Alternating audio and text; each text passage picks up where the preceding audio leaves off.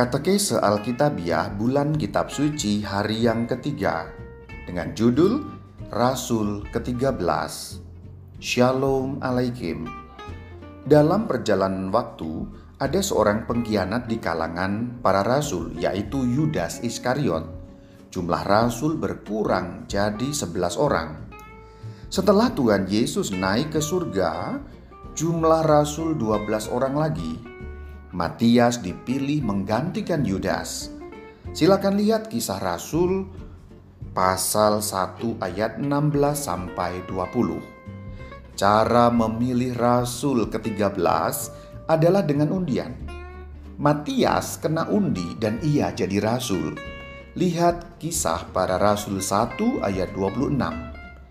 Apa ini berarti cara memilih rasul itu main-main? Jangan salah paham.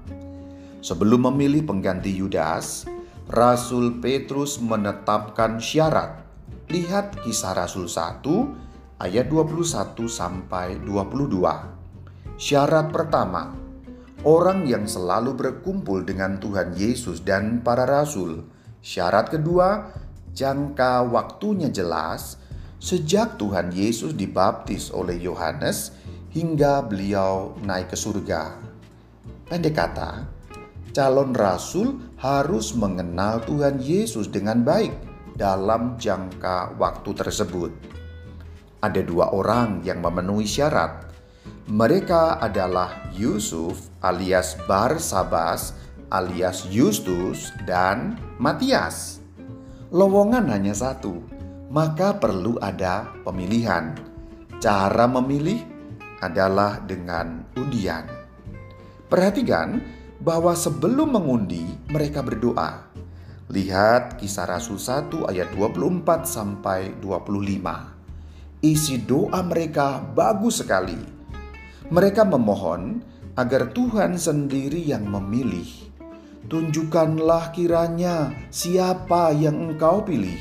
Maka jelas cara sebenarnya bukan undian, melainkan doa permohonan agar Tuhan memilih rasulnya. Undian hanya sarana yang dipakai untuk menyatakan kehendak Tuhan. Ini mengingatkan akan praktik orang Yahudi yang mencari kehendak Tuhan dengan cara undian, Urim dan Tumim. Silakan lihat Kitab Keluaran 28 ayat 30, Kitab Imamat 8 ayat 8, Kitab Bilangan 27 ayat 21, Ulangan 33 ayat 8, 1 Samuel 14 ayat 41, dan juga bab 28 ayat 6. Urim dan Tumim adalah alat yang dipakai oleh imam agung atau nabi Yahudi untuk mengetahui kehendak Tuhan, ya atau tidak, saat ada pertanyaan dari umat.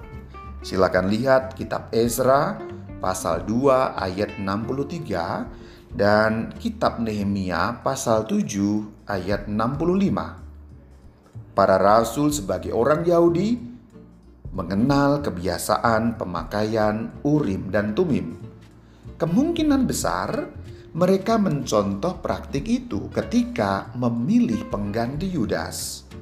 Akan tetapi, sekali lagi, Tuhan yang memilih, Roh Kudus-Nya yang memilih.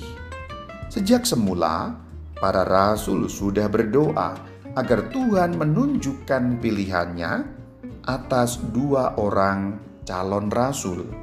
Maka jelas, dalam pemilihan rasul pengganti, yang utama bukan undian, tapi doa permohonan.